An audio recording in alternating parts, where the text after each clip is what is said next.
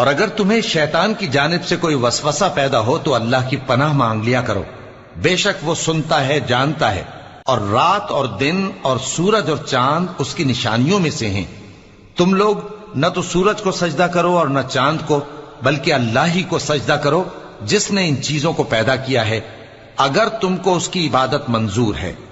फिर अगर ये लोग सरकशी करें तो अल्लाह भी इनसे बेनियाज है, क्योंकि जो फरिश्ते तुम्हारे परवरदिगार के पास हैं वो रात दिन उसकी तस्बीह करते रहते हैं और कभी थकते ही नहीं।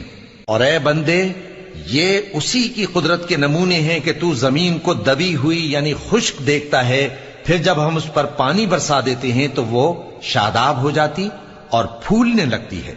बेशक वो जिसने जमीन को जिंदा किया वही मुर्दों को जिंदा करने वाला है। बेशक वो हर चीज पर कादिर है। बेशक जो लोग हमारे अहकाम से इन्हिराफ करते हैं वो हमसे पोश